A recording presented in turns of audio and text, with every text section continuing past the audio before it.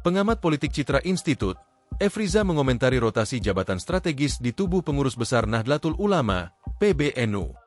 Salah satu sosok yang dirotasi adalah Saifullah Yusuf, atau akrab disapa Gus Ipul.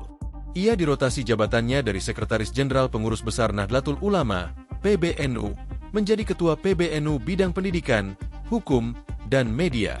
Rotasi jabatan ini merupakan hasil dari rapat pengurus harian Tanfidziyah yang digelar di gedung PBNU, Kramat Raya, Senen, Jakarta Pusat, Jumat, 28 November 2025. Dalam keterangannya, rotasi dilakukan sebagai evaluasi kinerja dan upaya memperlancar efektivitas organisasi.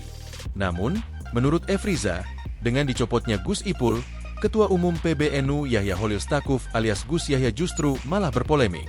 Kalau melihat apa yang terjadi ini, saya rasa ini yang dikhawatirkan juga oleh NU maupun oleh tokoh-tokoh NU seperti Pak Mahfud MD bilang, Gus Yahya, artinya maaf sekali lagi maaf dalam tanda kutip bisa dikatakan sedang melakukan perlawanan. Ia malah mengaduk-aduk persoalan. Ia malah berpolemik besar lagi dengan mencopot Gus Ipul. Artinya kesolidan harusnya dibangun di kepengurusan. Harusnya di tengah situasi ini tidak boleh ada yang dicopot.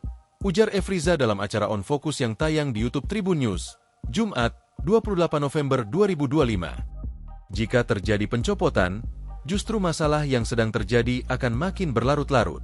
Dalam kondisi seperti ini, Gus Yahya berada di dalam posisi yang paling lemah karena dirinya adalah seorang pimpinan. Efriza menyebut, seharusnya Gus Yahya memberikan klarifikasi terkait dugaan adanya aliran dana 100 miliar rupiah ke rekening milik PBNU yang dikelola oleh Mardani Haji Maming yang saat itu menjabat sebagai Bendahara Umum PBNU. Kalau saling mencopot, saling menegasikan, saling berprasangka atau berpolemik, maka yang terjadi adalah kasus ini akan semakin berlarut-larut. Dan kalau berlarut-larut, tentu posisi yang paling lemah adalah posisi Gus Yahya. Kenapa dia paling lemah? Karena dia yang tersorot, dia pimpinan, dia yang harus mengklarifikasikan 100M itu sendiri, tuturnya.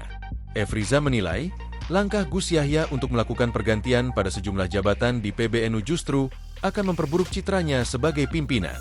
Dan apa yang dilakukan Gus Yahya sebagai atau merasa sebagai masih Ketua Umum PBNU dengan mencopot, tentu saja citra NU ini semakin berpolemik dan ini akan memperburuk citra dirinya sendiri sebagai pimpinan karena semestinya dirangkul seluruhnya. Bukan terjadi tadi pencopotan ataupun saling mencopot satu dengan yang lainnya, terangnya. Download Tribun X sekarang, menghadirkan lokal menjadi Indonesia.